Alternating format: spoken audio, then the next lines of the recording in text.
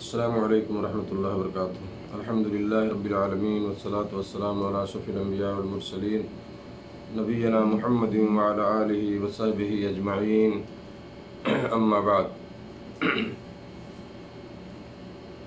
मुहतरम नाज़रीन किराम, दीनी भाइयों, अज़ीज़ साथियों, आज बतारीख़ 3 सितंबर सन 2020 ईस्वी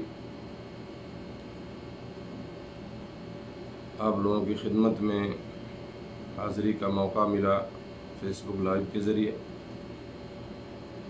और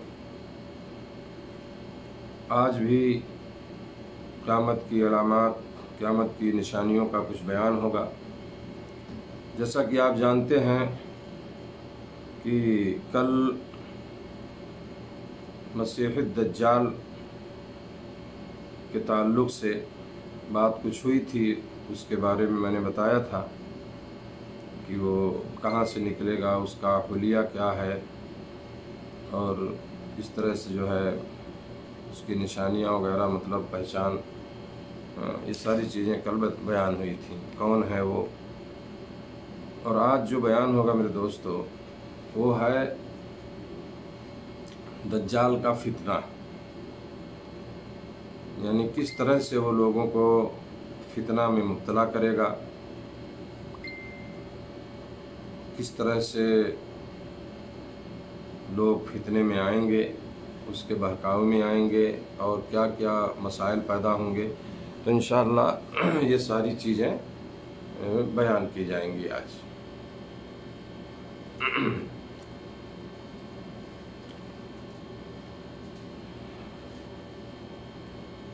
सबसे पहले मेरे दोस्तों, उसके फितनों के ताल्लुक़ से जो ज़िक्र मैं करना चाहता हूँ जिस चीज़ का, वो ये है कि दज्जाल के पास जन्नत और जहन्नम दोनों होंगी।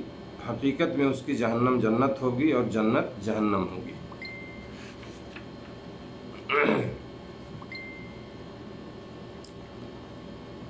मुस्लिम शरीफ की एक हदीस में इसका बयान हुआ है। हज़रत अबू हुरैरा रज़ियल्लाहु ताला अन्हु रिवायत करते हैं कि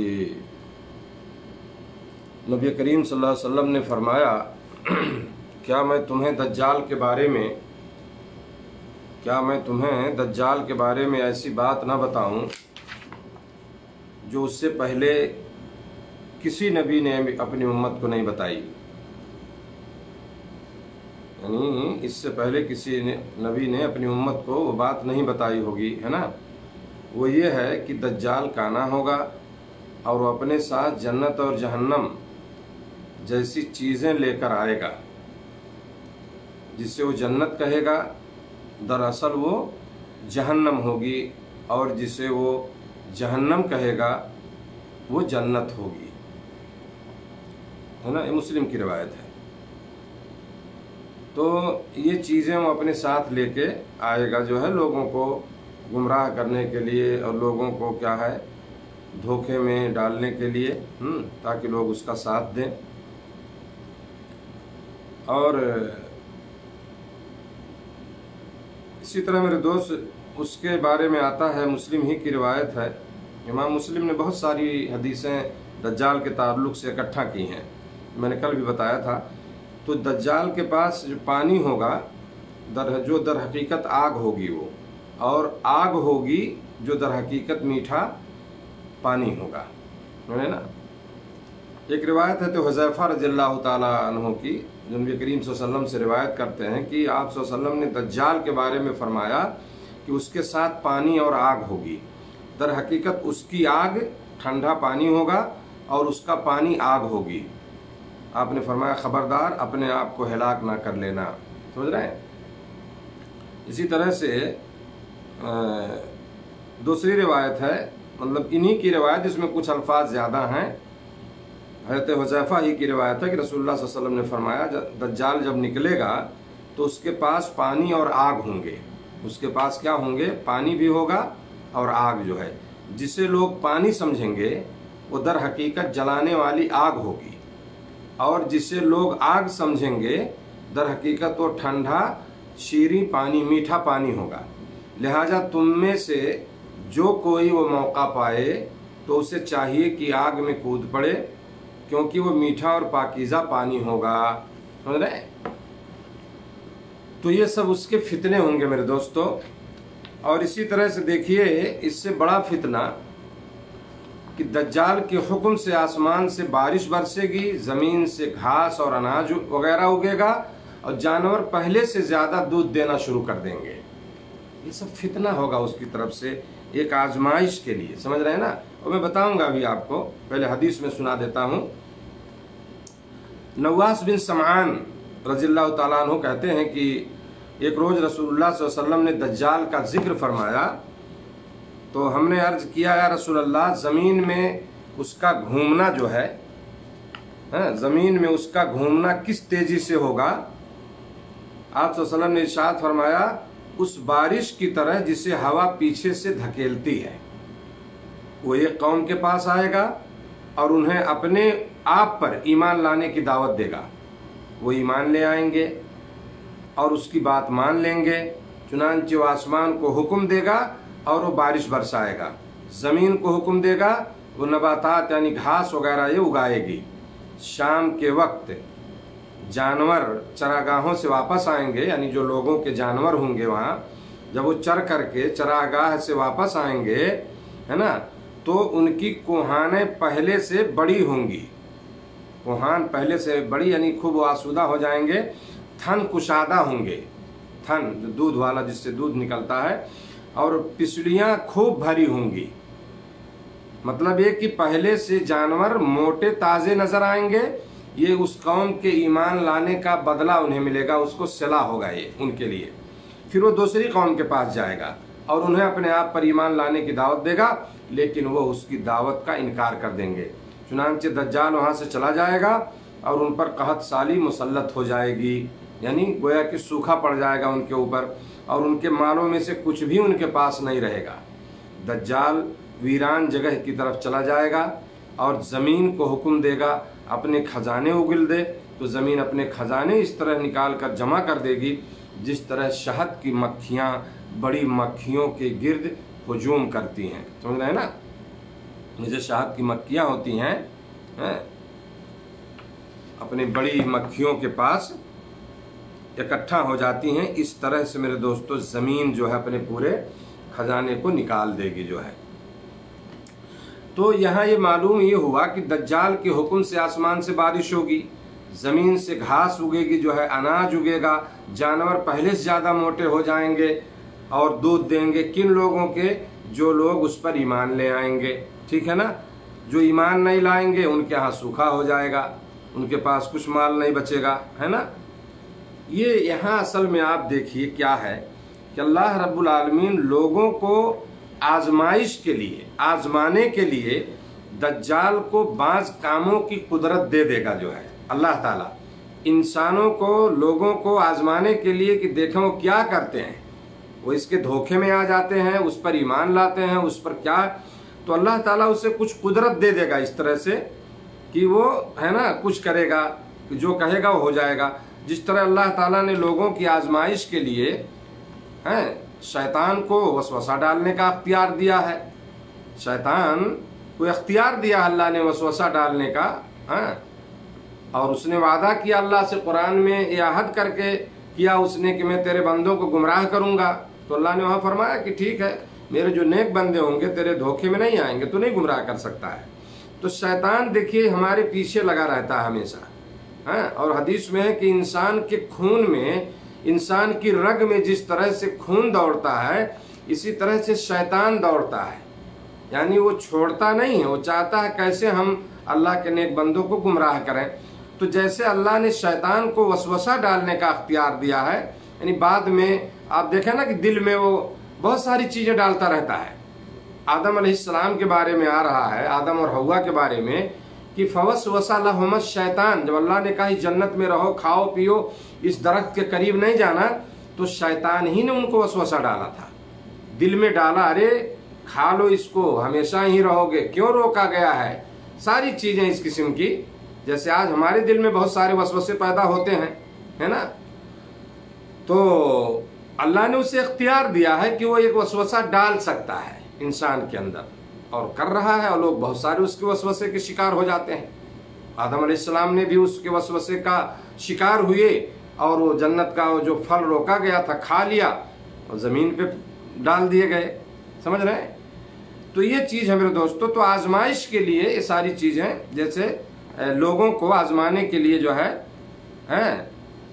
اللہ تعالیٰ دجال کو ایسی کچھ پاور دے گا، اسے کچھ ایسی قدرت دے دے گا کہ وہ جو کہے گا بارش ہو جائے بارش ہو جائے گی، زمین سے سونا نکل جائے خزانہ نکل جائے، ہے نا۔ تو یہ کیا ہے؟ ایک آزمانے کے لیے لوگوں کو، اور کچھ نہیں ہے، یہ اللہ کی طرف سے ہوگا۔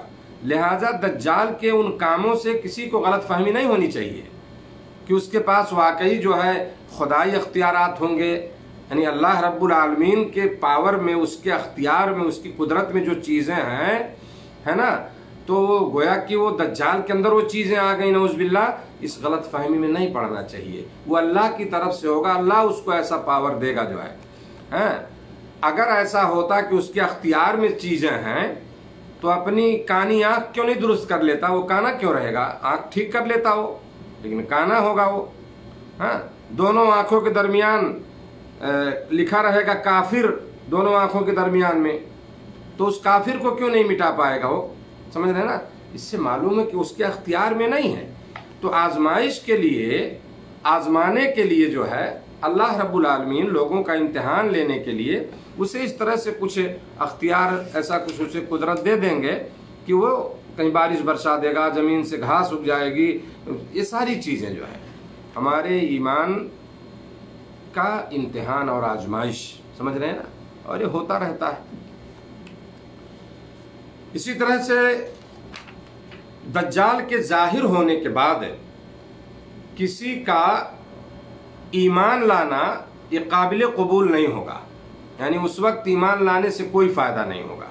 مسلم شریف کی حدیث ہے، حضرت ابو ہریرہ رضی اللہ تعالیٰ عنہ حدیث کے راوی ہیں، نبی کریم صلی اللہ علیہ وسلم نے فرمایا 3 باتیں ظاہر ہونے کے بعد کسی ایسے شخص کو ایمان لانا فائدہ نہیں دے گا جو اس سے پہلے ایمان نہیں لایا یا حالت ایمان میں کوئی نیک کام نہیں کیا۔ سنے نا، حدیث کے الفاظ میں سنا دوں آپ کو، ثلاث اذا خرجنا لا ينفع نفسا ایمانها خیرا طلوع الشمس من مغربها والدجال ودابۃ الارض۔ سمجھ رہے ہیں؟ بڑی اہم حدیث ہے میرے دوستو کہ 3 باتیں ظاہر ہونے کے بعد کسی ایسے شخص کو ایمان لانا اسے فائدہ نہیں دے گا جو اس سے پہلے ایمان نہیں لایا یا ایمان کی حالت میں کوئی نیک کام نہیں کیا۔ نمبر 1، سورج کا پچھم سے طلوع ہونا۔ جب سورج پچھم سے طلوع ہوگا تو سمجھ لیجئے کہ وہ اس وقت ایمان کا کوئی فائدہ نہیں ہے نا۔ دجال کا ظاہر ہونا اور زمین سے چوپائے کا نکلنا، ایک جانور، ایک چوپایا زمین سے نکلے گا، ٹھیک ہے؟ تو یہ 3 چیزیں جب ظاہر ہو جائیں گی یا ان میں سے کوئی ایک چیز، تو اس وقت ایمان لانا کوئی فائدہ مند نہیں ہوگا، سمجھ رہے ہیں نا؟ کوئی چیز کام نہیں آئے گی، سب کچھ ختم، سمجھ لیجیے۔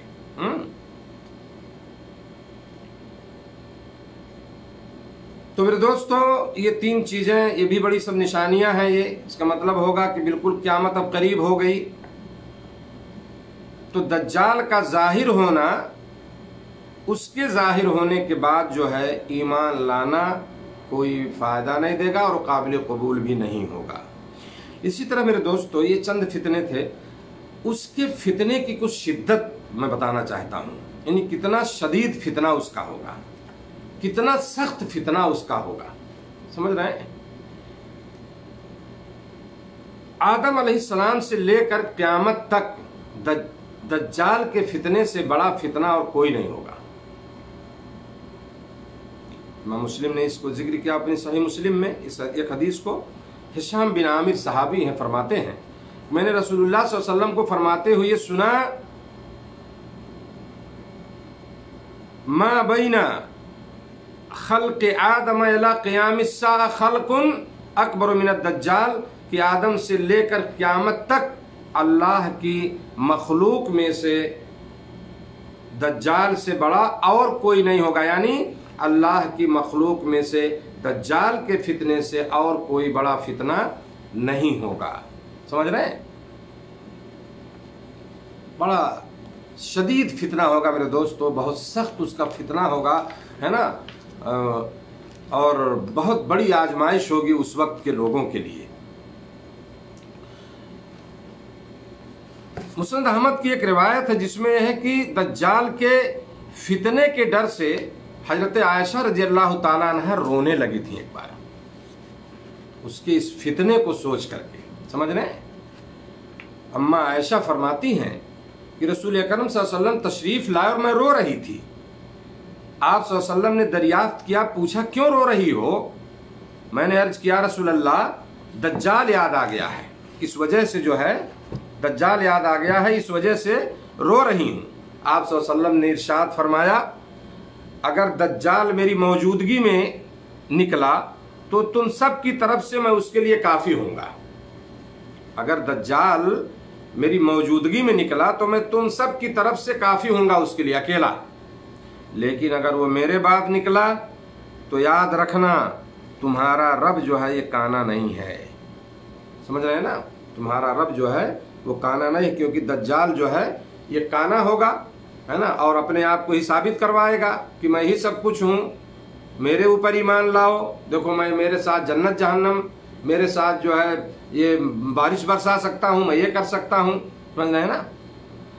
तो उसके फितने को सोच करके मेरे दोस्तों कितना सख्त उसका शदीद फितना होगा कि उन चीज़ों को सोच कर जो अम्मा आयशा को पता था, नबी करीम सल्लल्लाहु अलैहि वसल्लम से जो मालूम हुआ उसके बारे में, वो उसको सोच करके वो बैठ के रोने लगी थी। समझ रहे हैं ना? हम लोग तो खाली सुन लेते हैं, सुना देते हैं, लेकिन वो फितने को अगर आप सोचें हकीकत में तन्हाई में, तो कितना सख्त फितना होगा, और जो इस वक्त लोग होंगे उस वक्त उसके निकलने के वक्त बहुत ही मुश्किलात और बहुत ही आजमाइशों में घिरे हुए होंगे। इसीलिए मेरे दोस्तों अबू दाऊद की एक रिवायत है जिसमें ये कहा गया है ना, उससे मालूम होता है कि दज्जाल का ज़माना पाने वाले लोगों को, जो लोग उसका ज़माना पाएंगे, उन्हें दज्जाल का आमना सामना करने से, यानी उसके सामने आने से दूर रहने का हुक्म है, गुरेज करने का हुक्म है, उससे बचे हो। अबू दाऊद की रिवायत इमरान बिन हुसैन रज़ियल्लाहु ताला अन्हु फरमाते हैं, रसूलुल्लाह सल्लल्लाहु अलैहि वसल्लम ने फरमाया, जो शख्स दज्जाल की खबर सुने वो उसके सामने आने से गुरेज करे, यानी ना जाए उसके सामने। अल्लाह की कसम, जब कोई आदमी उसके पास आएगा तो यही समझेगा कि वो मोमिन है, जो शुबहे की चीज़ें वो दिखाकर भेजा गया है ना, उन्हें देखकर वो उसकी पैरवी करने लगेगा। समझ रहे हैं? धोखे में पड़ जाएगा वो इंसान। इसलिए बेहतर ये है कि जिस आदमी को उसका ज़माना मिले तो उसके सामने मत जाए, दूर चला जाए, उसको सुने तो उससे दूर निकल जाए, उसका सामना ना करे वो। एक दूसरी रिवायत है मेरे दोस्तों, मुस्लिम शरीफ की रिवायत है कि दज्जाल के फितने से डर करके मुसलमान जो है ना पहाड़ों में छुप जाएंगे। इतना ज़्यादा डर होगा लोगों को, है ना, कि वो पहाड़ों में छुप जाएंगे, है ना। उम्मे शरीक रज़ी अल्लाह ताला अन्हा से रिवायत है, सहाबिया हैं, उन्होंने नबी करीम सल्लल्लाहु अलैहि वसल्लम को फरमाते हुए सुना कि लोग दज्जाल के डर से, है ना, भागकर पहाड़ों में चले जाएंगे। तो उम्मे शरीक ने अर्ज किया, या रसूल अल्लाह, उस रोज़ अरब मुसलमान कहाँ होंगे, है ना, यानी अरब कहाँ होंगे, यानी हदीस में है, या रसूल अल्लाह फ़अैन अल अरब यौमइदिन, उस वक्त अरब कहाँ होंगे, यानी अरब मुसलमान कहाँ होंगे, क्या वो मुकाबला नहीं करेंगे? ये सवाल करने का मकसद था उनका। तो आप सल्लल्लाहु अलैहि वसल्लम ने इरशाद फरमाया, वो उस रोज़ तादाद में कम होंगे, इन मुकाबला नहीं कर पाएंगे। उस रोज़ क्या होंगे? वो तादाद में कम होंगे जो है। समझ रहे हैं? तो मेरे दोस्तों उसके फितने को सोच करके उस वक्त जो है मुसलमान पहाड़ों में जा कर के छुप जाएंगे, ताकि उसके फितने से जो है वो महफूज रहे। यही नहीं मेरे दोस्तों, ایک روایت مسلم شریف کی جس سے پتہ چلتا ہے کہ اتنا عالمگیر فتنہ ہوگا دجال کا، سمجھ رہے ہیں نا، ورلڈ لیول کا، عالمی پیمانے کا ہوگا، ہے نا، کہ مکہ مکرمہ اور مدینہ منورہ کے علاوہ دنیا کا کوئی ملک اور شہر اس کے فتنے سے محفوظ نہیں رہے گا۔ صرف مکہ اور مدینہ، وہاں نہیں جا پائے گا وہ، حدیث ہے، سمجھ رہے ہیں نا، وہاں پہ وہ نہیں جا پائے گا، مدینہ میں نہیں گھس پائے گا اور مکہ میں نہیں جائے گا وہ۔ ان دو شہروں کے علاوہ دنیا کا کوئی ملک اور شہر اس کے فتنے سے محفوظ نہیں رہے گا۔ انس بن مالک رضی اللہ تعالیٰ عنہ کی حدیث ہے، فرماتے ہیں رسول اللہ صلی اللہ علیہ وسلم نے فرمایا لیس من بلد الا سیدعوہ الدجال الا مکہ والمدینہ، سمجھ رہے ہیں، کوئی شہر ایسا نہیں جس میں دجال داخل نہ ہو سوائے مکہ اور مدینہ کے، سمجھ رہے ہیں نا، فرشتے مکہ اور مدینہ کے راستوں پر سب باندھے کھڑے ہوں گے۔ مکہ اور مدینہ کے راستوں پر کون ہوں گے؟ فرشتے کھڑے ہوں گے۔ حدیث میں لیس نقب من انقابها الا علیہ الملائکۃ صافین تحرسها، سمجھ رہے ہیں، فینزل بالصیخۃ فترجف المدینہ مدینۃ ثلاث رجفات یخرج الیہ منها کل کافر ومنافق، سمجھ رہے ہیں میرے دوستو؟ تو مکہ مدینہ کے راستوں پر فرشتے صف باندھے کھڑے ہوں گے اور ان دونوں شہروں کی حفاظت کریں گے فرشتے۔ دجال مدینہ منورہ کی سنگلاخ زمین تک پہنچے گا، ہے نا، تو 3 بار زلزلہ آئے گا، 3 بار زلزلہ آئے گا اور مدینہ منورہ میں موجود تمام کافر اور منافق جو ہے وہ ڈر کر دجال کے پاس چلے جائیں گے۔ مقام جرف ایک جگہ ہے، جامعہ اسلامیہ جو مدینہ میں ہے اس کا اسی سائڈ کا علاقہ ہے، تو وہ جرف جو جگہ ہے نا وہ وہاں تک وہ پہنچے گا، اندر جو حدود حرم جو مدینہ کا کے جو حدود ہیں، ہے نا، حرم کے، وہ اس اندر نہیں جا پائے گا وہ، سمجھ رہے ہیں، تو وہیں تک پہنچے گا وہ۔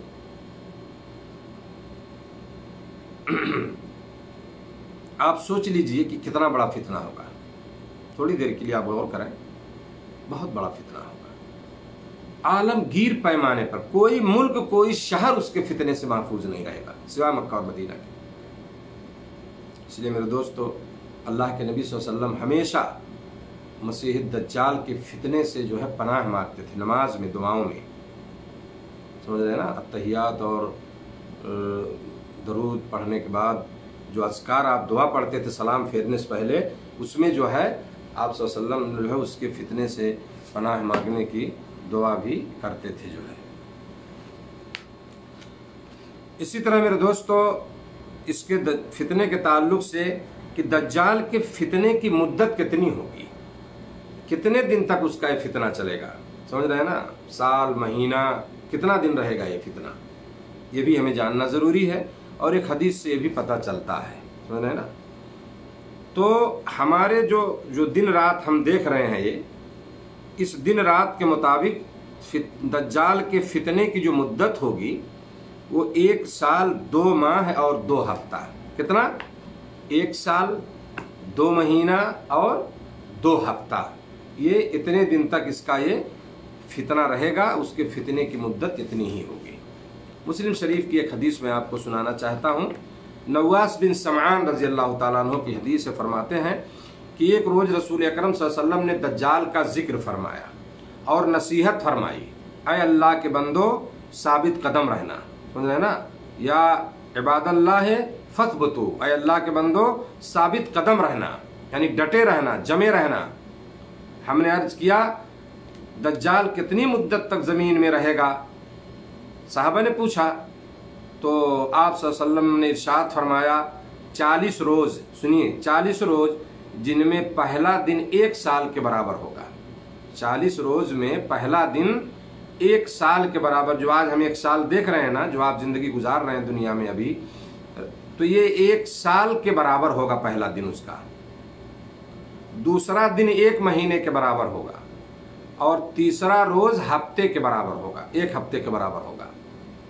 اور اس کے بعد جو ہے جو دن بچے گا نا،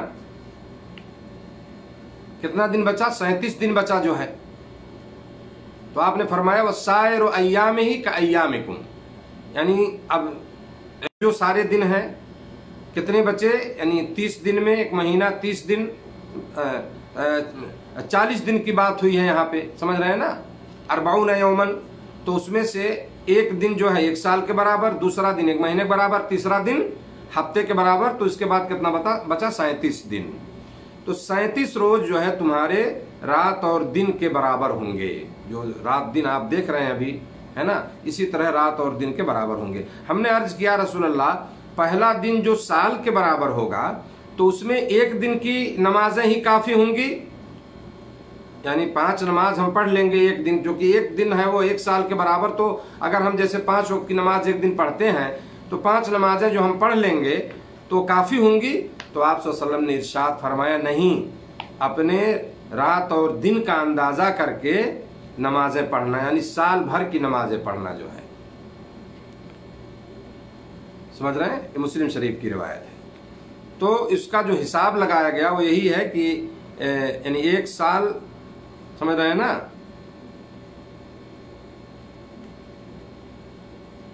1 دن 1 سال کے برابر، دوسرا دن 1 مہینے کے برابر، اور تیسرا ہفتے کے برابر۔ تو یہ جوڑ کر کے جو ہے آپ جوڑیں گے، اگر آج کے روز و شب کے اعتبار سے جو ہمارا دن رات ہے، 1 سال 2 مہینہ اور 2 ہفتہ ہوگا، اس طرح سے، سمجھ رہے ہیں؟ فتنہ دجال کی مدت کے بارے میں یہ سمجھنا، ایک وضاحت میں کرنا چاہتا ہوں کہ پہلا دن محض مصائب اور آلام کی وجہ سے، یعنی مصیبت اور تکلیف پریشانی کی وجہ سے 1 سال کے برابر محسوس ہوگا، یہ ایسا نہیں ہے، بلکہ ایسا کہنا جو ہے یا یہ سمجھنا حدیث کے نص کا، جو حدیث ہے اس کا انکار ہے، کیونکہ حدیث میں یہ وضاحت موجود ہے کہ اس دن میں 5 نمازیں کافی نہیں ہوں گی، بلکہ معمول کے اوقات کا تعین کر کے، یعنی اتنا دن ہو گیا، اتنا ٹائم ہوا، یہ ٹائم ہوا، یہ ٹائم ہوا، سمجھ رہے ہیں نا، اس کی تعین کر کے سال بھر کی نمازیں ادا کرنی ہوں گی، جس کا مطلب یہ ہے کہ اللہ تعالیٰ اپنی قدرت سے اس دن کو لمبا کر کے سال کے برابر کر دے گا جو ہے، اور اس کے بعد دوسرا دن مہینے کے برابر، جس میں مہینے بھر کی نمازیں ادا کرنی ہوں گی، اور تیسرا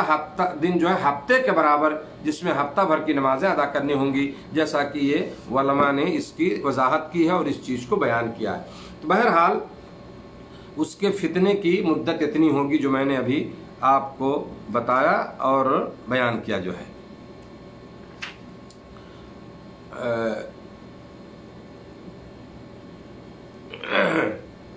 آخری بات جو ہے میں چاہتا ہوں کہ تاکہ یہ بیان جلدی ختم ہو، اب بہت مختصر باتیں انشاءاللہ رہ گئی ہیں، ہو سکتا ہے 2-4 دن میں مکمل ہو جائے۔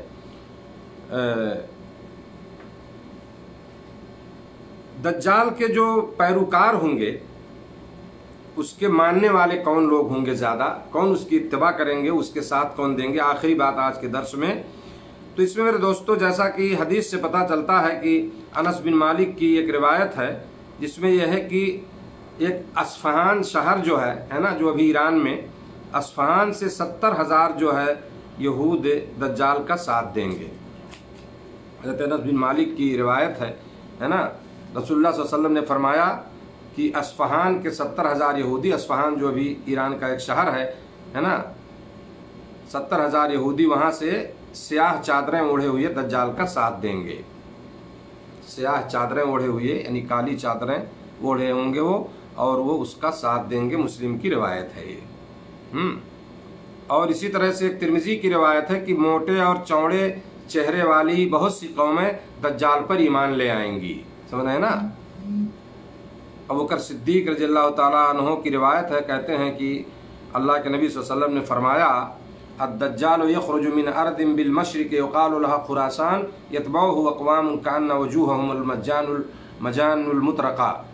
یہ حدیث پہلے بھی گزر چکی ہے کہ دجال جو ہے مشرق کی سرزمین سے ظاہر ہوگا، جسے خراسان کہا جاتا ہے، بہت سی قومیں اس کے ساتھ ہوں گی، ہے نا، جن کے چہرے चमड़ा लगी ढालों की तरह, यानी मोटे मोटे और चौड़े चौड़े होंगे, यानी उनके चेहरे जो है मोटे होंगे और चौड़े होंगे।